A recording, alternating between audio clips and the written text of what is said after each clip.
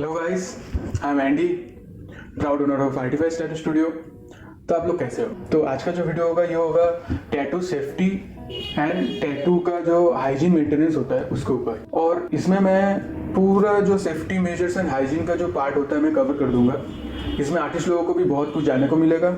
उसके साथ जो क्लाइंट लोग एक स्टूडियो में जाते हो टैटू बनवाने, तब भी आप लोगों को एक चीज़ या दो चीज़ या तीन चीज़ जो भी होना चाहिए, ये एग्जैक्ट आप लोगों को भी एक नॉलेज मिलेगा कि ये होने से सही है टैटू बनवाना इधर।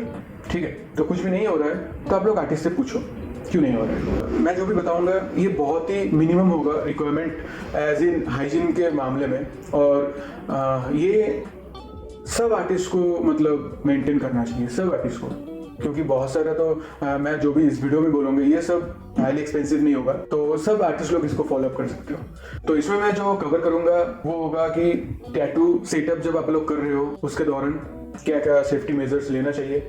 उसके बाद आता है टैटू करने के टाइम क्या क्या सेफ्टी मेजर्स लेना जरूरी है। उसके बाद आता है टैटू का जो खत्म होने के बाद या जब आप लोग फोटो वगैरह ले रहे हो, ये फोन पकड़ना ये सब क्या अलाउड है या नहीं है, ये भी मैं बता दूंगा इस वीडियो में। तो चलिए शुरू करते हैं। पहला जो चीज़ है ये मैक्सिमम सब में एक कॉमन होगा कि सब कोई शुरू जो भी जहाँ से किया है वो एकदम बेसिक ही था। मतलब सब कोई शुरू इधर से नहीं किया है कि सब कुछ एकदम टॉप, सब कुछ एकदम टिप टॉप था, सब कुछ रेडी था। सब कुछ एकदम बॉटम से शुरू किया है। सब कोई एकदम बिगिनर्स लेवल से शुरू किया है। ये सेफ्टी मेजर्स एकदम यूनिवर्सल है और इस वीडियो में मैं जो कवर करूंगा ये उतना ज़्यादा एक्सपेंसिव नहीं होगा। एकदम मिनिमम एफर्ट का काम होता है सब कुछ करना, पर आपको इसको रेगुलरली जब टैटू कर रहे हो, टैटू करने के बाद इसको देखना पड़ेगा। ठीक है, तो पहला आता है टैटू सेटअप करने के टाइम। पहले जब आप सेटअप करोगे तो जिस एरिया के ऊपर आप सेटअप कर रहे हो उसको पहले डिसइंफेक्ट करना पड़ेगा। उसको कैसे करोगे आप? तो अगर अल्कोहल सैनिटाइजर आता है उससे आप कर सकते हो या आप खुद से बना सकते हो। इसमें थोड़ा डिफिकल्टी आएगा क्योंकि रॉ अल्कोहल आपको नहीं मिलेगा, मतलब रबिंग अल्कोहल जिसको बोलते हैं वो आपको नहीं मिलेगा। अगर आप इंडस्ट्रियल कुछ मार्केट में जाते हो तो आपको मिल सकता है। तो उसको 70:30 रेशियो में आपको फ्रेश वाटर के साथ आपको इसको मिलाना पड़ेगा। तो 70% रहेगा आपका प्योर अल्कोहल जो रबिंग अल्कोहल बोलते हैं जिसको, और उसके साथ 30% रहेगा मिनरल वाटर। ठीक है, बस इसको आप एक स्प्रे बॉटल में रेडी करके रखो और जब टैटू जहाँ जिस एरिया में करोगे सेटअप उस एरिया को पहले डिसइंफेक्ट कर लो।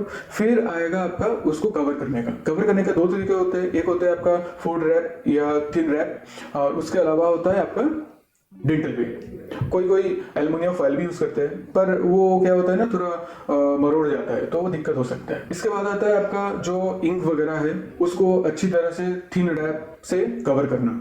ठीक है, जो आपका जो लाइट आता है उसको अच्छी तरह से कवर करना। फिर आपका आता है जो मशीन होगा उसको भी कवर करना और आपका जो क्लिप कॉर्ड होगा उसको भी कवर करना। क्लिप कॉर्ड मतलब मशीन से जो तार रहता है उसको कवर करना।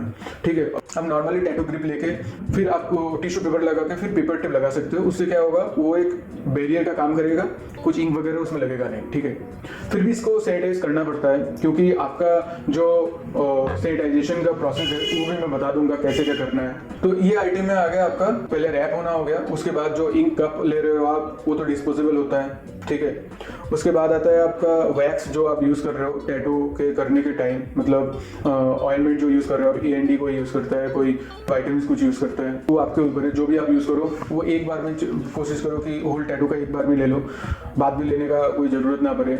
हो गया इंक कप। पहले आप प्लानिंग कर रहे हो कि आप टैटू जो बना रहे हो उसमें कितना कलर रहेगा, कितना शेड्स वगैरह बनेगा और कितना कप्स आपको लेना चाहिए, ये प्लानिंग करके कप्स पहले ले लो।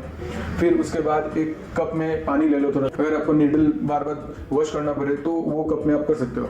ठीक है, तो बार आपको कुछ टैटू करने के बाद पकड़ना नहीं पड़ेगा। ठीक है, कोशिश करो टैटू अगर स्टार्ट हो जाए उसके बाद कुछ ना पकड़ने का। ठीक है, इसीलिए मैं ये वीडियो बना रहा हूँ, ये वीडियो में इतना डिटेल बता रहा हूँ। ठीक है, मेन आपका टारगेट रहेगा वही, तो उसको कैसे अचीव करोगे मैं बता दूंगा। इसके बाद होता है कभी कभार आप जब इंक कप में ले रहे हो, ठीक है, तो कोशिश करो कि एक ही बार में पूरा इंक कप का जो सेट है उसको भर दो, या जो शेडिंग वगैरह का इंक भर रहे हो वो भर दो। फिर वो खत्म होने के बाद ग्लव्स फेंक दो। फिर नया सेटअप में मतलब उसी कप में और थोड़ा ऊपर से, मतलब आप कप में टच करके उसको इंक नहीं डालोगे, ठीक है। आप पहले ग्लव्स खोल लो, फिर नया ग्लव्स ले लो, फिर वो कप को उधर ही रहने दो, उसको पकड़ो मत, बस ऊपर से आप डिप करके फिर आप ऊपर से वो कलर डालो, ठीक है। तो टच मत करना, और जो पुराना ग्लास यूज कर रहे हो उससे भी ये इंक बाद में मत पकड़ो, ठीक है। तो इनका काम हो गया। अब आता है आपका उसको फोम बॉटल, ठीक है। अब फोम बॉटल बहुत ज्यादा यूज होता है, तो उसको भी अच्छी तरह से थिन रैप प्लास्टिक आता है उससे रैप करो, ठीक है। अब कवर करने के बाद क्या होगा, अब जब टैटू कंप्लीट करोगे फिर उसको फेंक देना, फिर नया से लगाना, क्योंकि आप पहले आइडेंटिफाई करो टैटू करने के टाइम कौन कौन सा चीज आपको तो फिर से पकड़ना हो रहा है, ठीक है। उसी चीज को अब अच्छी तरह से सिंगल यूज थिन रैप जो होता है उसको लपेट लो। क्या होगा, टैटू करने के बाद वो थिन रैप को फेंक दो, फिर नया से थिन रैप लगा दो, ठीक है। तो क्या क्या आता है उसमें, पहला तो आता है आपका फोम बॉटल आता है, ठीक है। टिश्यू आता है, बहुत सारे टिश्यू। पहले तो आप एक काम कर लो कि टिश्यू में मतलब वो बहुत बड़ा एक रोल टिश्यू आता है, कोशिश करो कि उसको पहले काट लो, ठीक है। छोटे छोटे पोर्शन में काट लो, ठीक है। जैसे मैं दिखा देता हूँ, ऐसा एक छोटा छोटा पोर्शन में काट लो और अलग अलग, ठीक है, उसको एक एरिया में अलग से ले लो, ताकि बार बार आपको वो पकड़ना ना पड़े, क्योंकि आपको नहीं पता है कितना टिश्यू लगेगा कितना टिश्यू नहीं लगेगा, ठीक है। थोड़ा थोड़ा ले लो, फिर उसको यूज करने के बाद फिर थोड़ा थोड़ा ले लो। तो फिर क्या होगा, क्रॉस कंटेमिनेशन का या पिछले जो टिश्यू का पूरा गड्डी भरा हुआ है उसमें आपका कलर्स या कुछ लिक्विड लगने का कोई चांस नहीं रहेगा, ठीक है। ये हो गया टिश्यू का। आपका क्लिप कॉर्ड, उसको तो आप कवर लगाओगे, और कवर कैसा होता है, ये ऐसा कवर होता है। हम लोग के लोकल मार्केट में ये पूरा रोल मिलता है, ठीक है। और ये बहुत बड़ा है, तो हम लोग छोटा छोटा काट लेते हैं और क्लिप कॉर्ड को कवर कर लेते हैं। कवर करने के बाद यूज करते हैं, फिर फेंक देते हैं, ठीक है। इसके बाद आता है आपका वो जो थिन रैप बताया मैंने, वो दो तरीके का आता है। ये एक बड़ा वाला आता है, ठीक है, ये एक बड़ा वाला आता है, और इसके बाद आता है छोटा वाला, ऐसा छोटा आता है। तो इसको थोड़ा बहुत यूज करो, उसको ऊपर लपेट लो, फिर काम करो, फिर उसको फेंक दो। अब फेंकना जो होगा वो आपको एंड में एकदम फेंकना होगा। मतलब टैटू जो सेटअप होता है, टैटू कर रहे हो तो आपको फोम बॉटल बार बार पकड़ना पड़ेगा, और आपका पैर में रहता है आपका फुट पेडल, ठीक है। अभी तो बहुत सारा एडवांस टच मशीन आ गया है, उससे क्या होता है आप बस टच करोगे उससे वो मशीन चालू एंड ऑफ होगा। अगर आपके पास वो नहीं है तो आप क्या कर सकते हो, फुट पेडल को अच्छी तरह से ये रैप कर सकते हो, या एक बैरियर इसके ऊपर से लगा लो, ताकि वो जो इंक अगर आप काम कर रहे हो तो वो आपका उसमें ड्रॉप वगैरह ना गिरे, ठीक है। तो फिर अगर गिरे भी तो वो प्लास्टिक के ऊपर गिरेगा, उसको फेंक देना बाद में, ठीक है। अब इसके बाद आता है जिस एरिया में आप टैटू कर रहे हो, ठीक है। अगर वो बेड हो तो उसको अच्छी तरह से लपेट लो थिन रैप से, अगर वो हैंड स्टैंड हो तो उसको भी अच्छी तरह से लपेट लो, ठीक है। अब उसको कैसे बाद में फेंकना है वो भी मैं बता दूंगा। इसके बाद आता है कि ये जो क्रॉस कंटेमिनेशन होता है या वायरस जो किसी शरीर से दूसरे शरीर में जाने का जो प्रोसेस, ये कैसे होता है। पहला तो ये छींकने से होता है, ठीक है। दूसरा होता है किसी का ब्लड से दूसरे का ब्लड में जाना, ठीक है। तो और तीसरा होता है अगर आप कच्चा मांस वगैरह खा रहे हो या खराब कुछ खाना वगैरह खा रहे हो तो ये पॉइजनिंग वगैरह हो सकता है। इसमें दो चीज इसमें मैंडेटरी आता है, एक छींकना, टैटू करने के टाइम आपका क्लाइंट या आप मतलब अगर हो तो चीख सकते हो, तो वो एक डिफिकल्टी है, तो आप मास्क यूज करो, ये मैंडेटरी है। इसके बाद जो आता है वो है क्रॉस कंटेमिनेशन, ये मैक्सिमम ही होता है ब्लड के थ्रू और एयर के थ्रू, ठीक है। तो मास्क तो जरूरी है, जैसे आप ये वायरस के ज़माने में तो सबका ये मैंडेटरी हो ही गया है। और इसके अलावा ब्लड का जो ट्रांसमिशन है ये बहुत बहुत बहुत ही भयानक है, ठीक है। इसके लिए आपको जो करना पड़ेगा, आप जो यूज़ कर रहे हो दूसरा बार उसको मत पकड़ो, ठीक है। मतलब टैटू करने के दौरान जो पहले आप लिस्ट कर लो कौन सा चीज़ आपको दूसरी बार तीसरी बार पकड़ना होगा, उसको रैप कर लो और उसको वैसे ही रख दो, ठीक है। यूज़ करो, फिर उसको रैप खोल देना लास्ट में, ठीक है। वो हो गया उसका काम। और मशीन आपका जो पावर कॉर्ड होता है उसको कवर कर रहे हो, मशीन कवर कर रहे हो, जो वाटर है वो।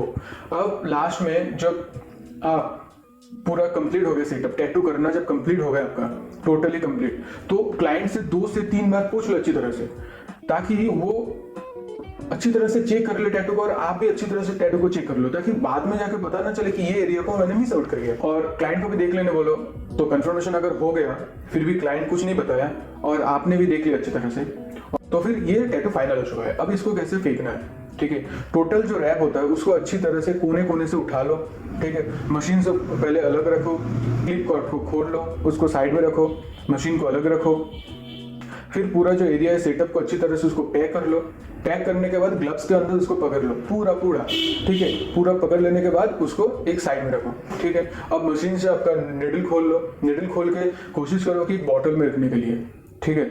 और ये जो बॉटल में रख लो, ये कभी डिस्पोज मत करो बाहर इधर उधर। क्या होगा ना, बहुत सारे सफाई जो करते हैं वो लोग का हाथ में लग सकता है ये ब्लड वगैरह। टैटू निडल्स और जो ब्लेड्स वगैरह होते हैं सिंगल यूज, जो आप वैक्सिंग के काम में यूज करते हो, वो बाहर मत फेंको।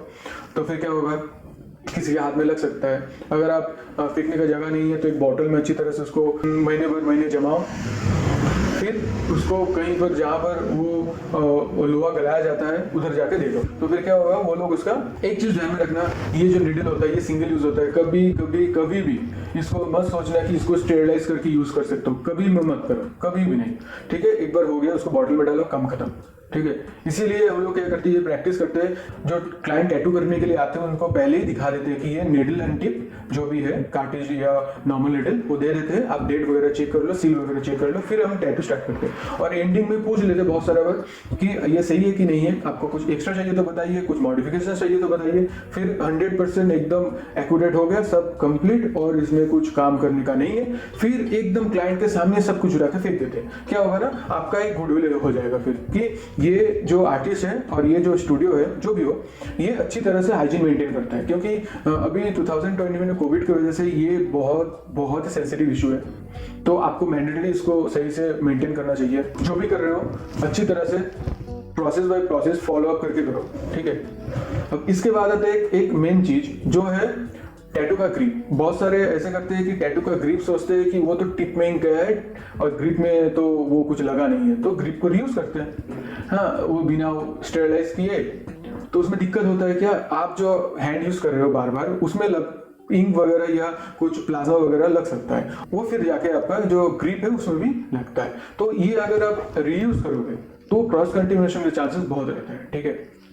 तो मत करो। मैं बता देता हूँ कैसे कि आपको स्टेरिलाइज करना है, ये बहुत ही चीप आता है, ठीक है। दो तरीके का आपका स्टेरिलाइज होता है, एक होता है आपका ऑटोक्लेव और एक होता है स्टैंडर्ड स्टेरिलाइजेशन बॉक्स। ऑटोक्लेव आपका बहुत महंगा आता है, अगर आपके पास नहीं है तो कोई दिक्कत नहीं है, आप बिगिनर आर्टिस्ट हो, आपके पास होना चाहिए, ऐसा भी मैंडेटरी नहीं है। पर इसका एक अल्टरनेटिव भी है, वो है आपका नॉर्मल जो स्टेरिलाइजेशन बॉक्स है। क्या होता है ना, आप ये ग्रिप को ही अच्छी तरह से उसमें स्टेरिलाइज करो, ठीक है। ये लोकल आपका मार्केट में मिल जाएगा, या नहीं मिले तो ऑनलाइन में देख लो। आपका ये मिलने के बाद इसमें क्या होता है ना, बहुत टेम्परेचर में गर्म होने के बाद ये स्ट्रिप पूरा जो भी इसके अंदर डालोगे उसको ये स्टेरिलाइज कर देता है, ठीक है। तो इसका कॉस्ट ज़्यादा नहीं पड़ता है। आप थोड़ा अपने लोकल मार्केट में देख लो, नॉर्मल स्टेरिलाइजेशन बॉक्स मिलता है आपको, शायद मिलेगा भी, इसको यूज करो। और कोशिश करो जो आप ग्रिप यूज करो उसको ऊपर से टिश्यू लगा के, फिर जो पेपर टिप होता है उसको लगा के, तो इससे क्या होगा, क्रॉस कंटेमिनेशन का जो चांसेस रहता है वो एकदम मिनिमम हो जाएगा, एकदम। इससे भी बाद में भी बहुत सारा चांसेस रहता है क्रॉस कंटेमिनेशन होने का, या दूसरे किसी का जो ब्लड का चीज है वो लगने का, ठीक है। तो वो भी मैं बता दूंगा लास्ट तक क्या क्या करना है आपको। और ये जो स्टेरिलाइजेशन बॉक्स है, इसमें क्या होता है ना, मैक्सिमम वायरस ही मर जाते हैं। क्या वायरस मर जाता है, मतलब 100 डिग्री के ऊपर, 100 डिग्री सेल्सियस के ऊपर। ये मैं हू के जो वर्ल्ड हेल्थ ऑर्गेनाइजेशन है उन लोगों के वेबसाइट के लिस्ट जो होता है ऑफिशियल, वो मैं भी लिंक में दे दूंगा, तो आप पढ़ सकते हो, देख सकते हो कि ये स्टेरिलाइजेशन बॉक्स कितना हेल्पफुल है, ठीक है। तो कितना लगता है, 15-20 मिनट या आधा घंटा मैक्सिमम, ठीक है। आपको स्टेरिलाइजेशन बॉक्स जब यूज करोगे तो आप खुद ही पता चल जाएगा, ठीक है। इसको करो, ये बहुत ही महत्वपूर्ण चीज है। और इसके अलावा अगर आप टैटू करते करते आपका टैटू खत्म नहीं हुआ, ठीक है, तो कोशिश करो कि ये अगर लॉन्ग सेशन जाए तो उसको डिवाइड कर लो पहले से ही, या उसको पहले आउटलाइन कर लो, फिर उसके बाद नेक्स्ट सेशन में उसको कंप्लीट करो, ठीक है। अगर आप क्या कर रहे हो कि टैटू को एकदम सोच लिया कि इसको आज ही कंप्लीट करना, पर आज कंप्लीट नहीं हुआ, तब क्या करोगे, तो क्लाइंट को पहले छोड़ दो, ठीक है। अगर आप लाइन कर लेते हो तो आप नेक्स्ट दिन उनको बुला सकते हो उसको फिर मतलब कंप्लीट करने के लिए। अगर आप एक पार्ट कर लिए, दूसरा पार्ट बाकी है, फिर आप उस क्लाइंट को दूसरे दिन बुला सकते हो। पर अगर आपका प्लानिंग ना हो कि आज कंप्लीट करना है पर कंप्लीट नहीं हुआ, ठीक है, तो फिर आपको क्या करना पड़ेगा कि क्लाइंट को पहले बोलिए उसको हील करने के लिए, फिर आप स्टेंसिल बैठाओ, फिर उसको काम करो। और इस दौरान अगर आप एक हफ्ते बाद भी बुला रहे हो या नेक्स्ट सेशन में नेक्स्ट दिन ही बुला रहे हो, आप कोई भी चीज मत रखो, मतलब रीयूज कुछ मत करो। मशीन, क्लिप कॉर्ड, ये तो कवर होता रहेगा, ये कवर रहता है इसके ऊपर, तो इस कवर को फेंक दो। फिर उसके बाद नया सा कवर चढ़ा लो और निडल को भी फेंक दो, और जो जहाँ पर सेटअप हुआ है उसको भी अच्छी तरह से फेंक दो, ठीक है। और जहाँ पर टैटू हो रहा है हैंड स्टैंड या बेड पे, उस प्लास्टिक को भी रैप अप करके पूरा फेंक दो ग्लव्स के साथ। कुछ भी मत यूज करो। अब टैटू खत्म होने के बाद भी एक चांसेस रहता है टैटू का इन्फेक्शन होने का, तो वो भी आपको दिमाग में रखना पड़ेगा। आफ्टर केयर सही हो तो आप अगर आर्टिस्ट हो तो आप उसको अच्छी तरह से कवर कर दो ताकि बाहर का धूल मैल ना लगे। मतलब टैटू हो जाने के बाद जो नेक्स्ट 36 आवर्स होता है ये बहुत ही वाइटल होता है, क्योंकि ये जो आप टैटू कर रहे हो वो स्किन में पेनिट्रेट करके टैटू किया जाता है, तो ये ओपन वुंड है, ठीक है। इसमें कोई भी कुछ गंदगी वगैरह लगे तो इन्फेक्शन का होने का चांसेस बहुत ज़्यादा है। तो इसको भी आपको आपका क्लाइंट को बता देना चाहिए, और एज ए क्लाइंट आपको भी ये याद में रखना चाहिए कि टैटू करने के लगभग 36 to 72 आवर्स तक थोड़ा सा इसको अच्छी तरह से मेंटेन करके रखिए। धूल में जितना हो सके उसको अवॉइड कीजिए, डायरेक्ट सनलाइट अवॉइड कीजिए, ठीक है। और आफ्टर केयर के ऊपर एक डिटेल्ड वीडियो लाऊंगा, उसमें मैं जो भी आफ्टर केयर का प्रोसेस होता है सब मैं कवर कर दूंगा, ठीक है। तो ये मैं थोड़ा बहुत बता दी इसमें भी, उसमें डिटेल में बताऊंगा पूरा, और क्या क्या दवाई वगैरह यूज़ होना चाहिए नहीं होना चाहिए, मेडिकेटेड रैप कैसे यूज़ करना चाहिए, ये मैं उसको कवर कर दूंगा उसमें, ठीक है। तो जितना हो सके मैं आज कवर कर दिया पूरा ही।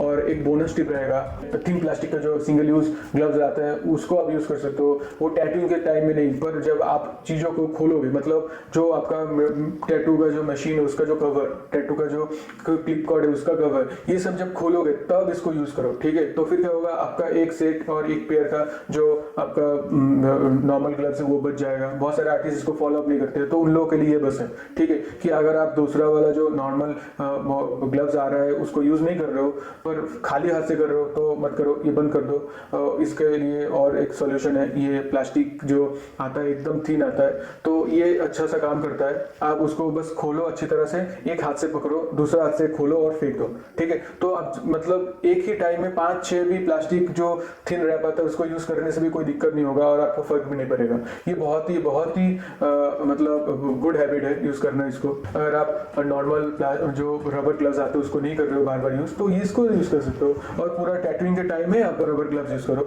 कोशिश करो रबर ग्लव्स अगर आपका इतना दूर तक आए, ठीक है, इतना दूर तक, तो फिर क्या होगा ना, मैक्सिमम यूज करते इतना दूर तक। तो दिक्कत है कि आप अगर सोचिए कि टैटू का जो एरिया शुरू हुआ इधर से इतना दूर तक, तो अब हाथ इधर जा रहा है ऊपर जा रहा है, तो वो नीचे का जो पार्ट है उसमें से प्लाज्मा निकलेगा, तो आपका हाथ में लगने का और स्किन में लगने का चांसेस रहेगा। तो कोशिश करो कि बड़ा जो मतलब लॉन्ग ग्लव्स आता है उसको खरीदने का, ये आपका बहुत ही हाइजीन मेंटेन में हेल्प करेगा। और आपको भी एकदम एक मेंटल सेटिस्फेक्शन रहेगा कि जो काम हुआ है और जो काम क्लाइंट को आपने दिए वो एकदम टॉप है, ठीक है। 100% आपने अपने तरफ से पूरा हाइजीन मेंटेन करके किया, ठीक है। अगर कोई क्लाइंट अपने आफ्टर केयर में गलती करे तो उनका बात है, फिर भी आप उनको अच्छी तरह से समझा दो पूरा डिटेल में, ताकि इसको ये थोड़ा मेंटेन करके रखें। अगर कोई किसी दौरान इन्फेक्शन हो गया तो आपका रेपुटेशन ही खराब होगा। तो आप थोड़ा फॉलो अप रखिए क्लाइंट के साथ कि कैसा क्या हो रहा है। नेक्स्ट 2-3 दिन आप फॉलो अप रखोगे तो फिर भी मतलब बढ़िया है। उसके बाद तो टैटू आपके ऊपर एक लेयर, प्रोटेक्शन लेयर आ ही जाता है, स्किन हील होना स्टार्ट कर देता है, तो उसके बाद उतना आपको ध्यान देने का जरूरत भी नहीं है। पर नेक्स्ट 2 से 3 दिन थोड़ा आप फॉलो अप करोगे तो आपका भी गुडविल भी बढ़ेगा, और क्लाइंट का जो मतलब वो पहली बार आते हैं आपके पास तो उनका भी उतना नॉलेज नहीं होता, आप थोड़ा हेल्प कर दोगे तो बहुत ही अच्छा होगा, ठीक है।